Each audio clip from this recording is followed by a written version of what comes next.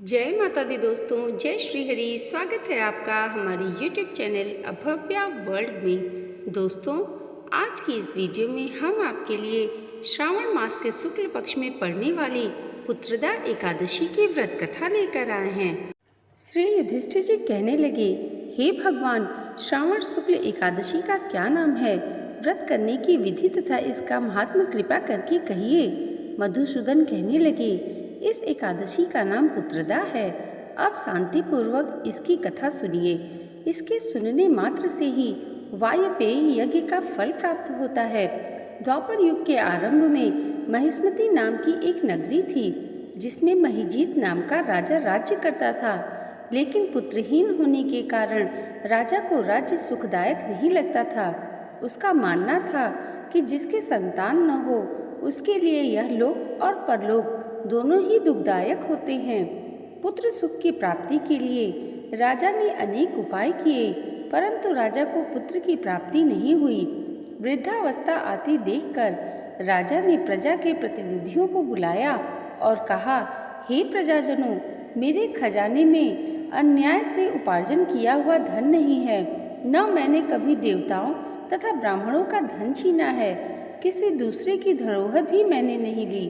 प्रजा को पुत्र के समान पालता रहा। मैं अपराधियों को पुत्र तथा बांधवों की तरह दंड देता रहा। कभी किसी से घृणा नहीं की, सबको समान माना। सज्जनों की सदा पूजा करता हूँ। इस प्रकार धर्मयुक्त राज्य करते हुए भी मेरे पुत्र नहीं है, सो मैं अत्यंत दुखी हूँ। इसका क्या कारण है? राजा महिजीत की इस बात को विचारने के लिए मंत्री तथा प्रजा के प्रतिनिधि वन को गए। वहाँ बड़े बड़े ऋषियों मुनियों के दर्शन किए।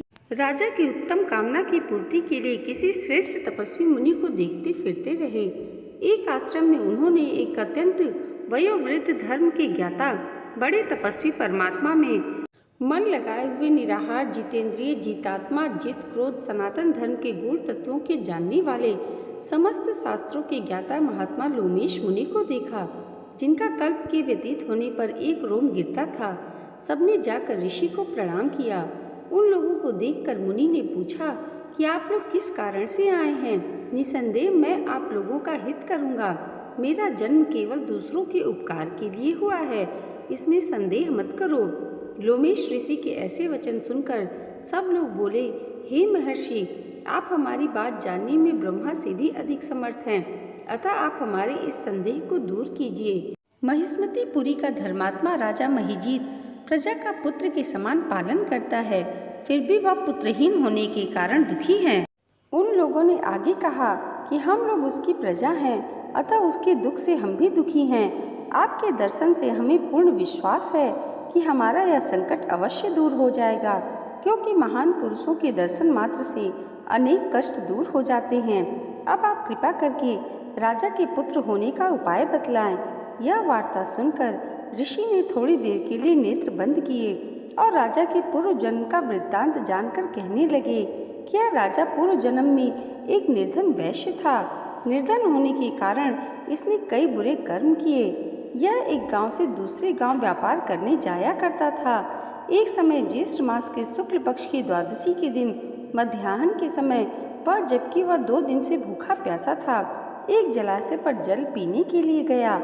उसी स्थान पर एक तत्काल की ब्याही हुई प्यासी गौ जल पी रही थी। राजा ने उस प्यासी गाय को जल पीते हुए हटा दिया और स्वयं जल पीने लगा। इसलिए राजा को यह दुख सहना पड़ा। एकादशी के दिन भूखा रहने से वह राजा हुआ और प्यासी गौ को जल पीते हुए हटाने के कारण पुत्र वियोग का दुख सहना पड़ रहा है। ऐसा सुनकर सब लोग कहने लगे, हे ऋषि, शास्त्रों में पापों का प्रायश्चित भी लिखा है, अतः जिस प्रकार राजा का यह पाप नष्ट हो जाए, आप ऐसा उपाय बताइए। लोमेश मुनि कहने लगे कि श्रावण शुक्ल पक्ष की एकादशी को, जिसे पुत्रदा एकादशी भी कहते हैं, तुम सब लोग व्रत करो और रात्रि को जागरण करो, तो इससे राजा का यह पूर्व जन्म का पाप अवश्य नष्ट हो जाएगा। साथ ही राजा को पुत्र की प्राप्ति होगी। लोमेश ऋषि के ऐसे वचन सुनकर मंत्रियों सहित सारी प्रजा नगर को वापस लौट आई और जब श्रावण शुक्ल एकादशी आई तो ऋषि की आज्ञा अनुसार सबने पुत्रदा एकादशी का व्रत और जागरण किया। इसके पश्चात द्वादशी के दिन इसके पुण्य का फल राजा को दिया गया। इस पुण्य के प्रभाव से रानी ने गर्भ धारण किया और प्रसव काल समाप्त होने पर उसके एक बड़ा तेजस्वी पुत्र उत्पन्न हुआ। इसलिए हे राजन, इस श्रावण शुक्ल एकादशी का नाम पुत्रदा एकादशी पड़ा। अतः संतान सुख की इच्छा हासिल करने वाले इस व्रत को अवश्य करें। इसके महात्म्य को सुनने से मनुष्य सब पापों से मुक्त हो जाता है और इस लोक में संतान सुख भोग कर परलोक में स्वर्ग को प्राप्त होता है। इति श्री पुत्रदा एकादशी व्रत कथा।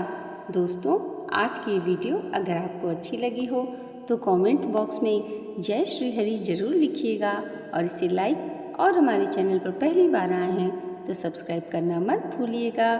भगवान श्री हरि और माता लक्ष्मी की कृपा आप सबके जीवन पर सदैव ऐसे ही बनी रहे, इसी मंगल कामना के साथ मिलते हैं अगले वीडियो में। तब तक के लिए जय माता दी, जय श्री हरि।